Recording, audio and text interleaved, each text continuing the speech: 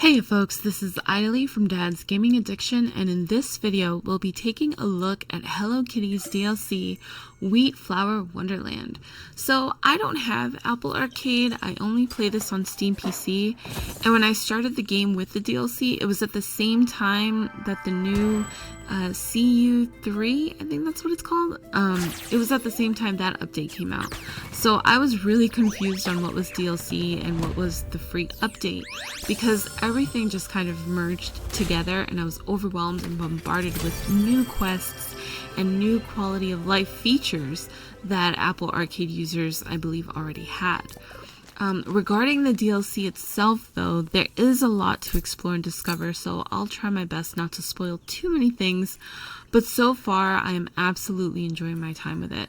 The map, Wheatflour Wonderland, it is very, very pretty, and as you complete quests and gain new character abilities, the map further expands beyond what you initially see.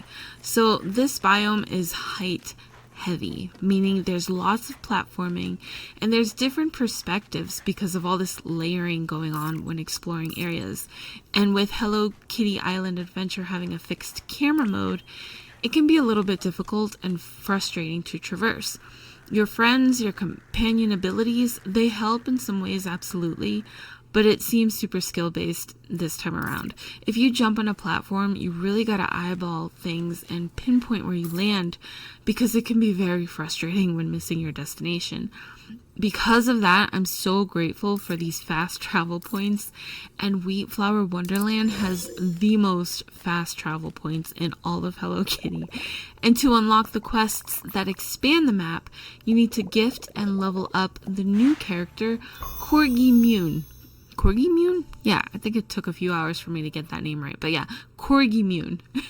Compared to the other characters in the game whose max levels are all at 20, Corgi Mune's max level is a whopping 35. Gifting her 3 times a day to level her up a smidge here and there is going to be a slow burn, so don't forget to equip Hello Kitty and My Melody for those bonuses. Thankfully, some of the DLC's quests, when completed, will award you friendship bouquets so that you can continue gifting her past that limit, past the 3 times a day limit. As for the character herself, Corgi Mune, she's such an airhead, and normally that would sound annoying, but it makes sense because she's made of light and airy wheat flour, and she's actually really innocent and surprisingly so hilarious. I can't tell you the number of times I actually laughed out loud reading some of her dialogue. She looks at things in such different ways, and there's constantly these "what in the world" moments. But it's so darn cute, you can't help but smile at how pure she is.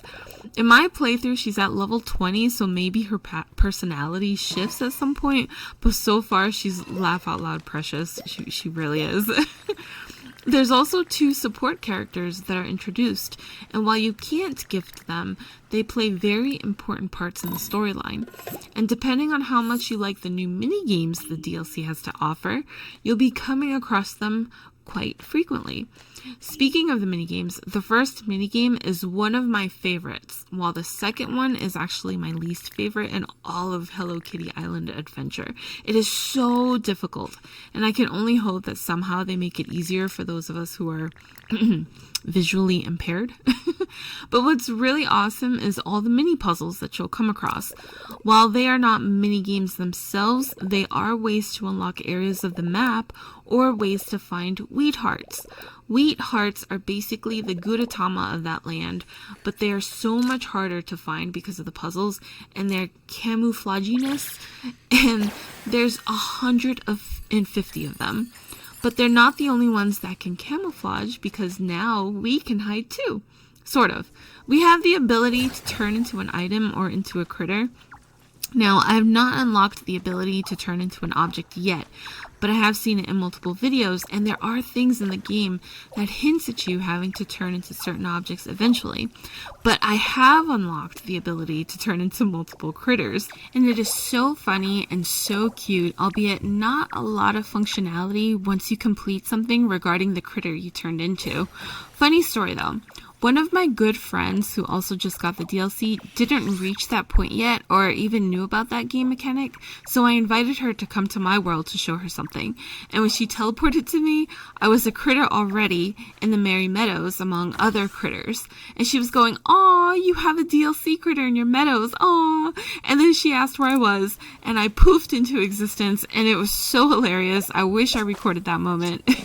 So yeah, lots of stuff in this DLC, loads of new clothing, loads of content, a really adorable story, and quite a few games to keep your brain challenged.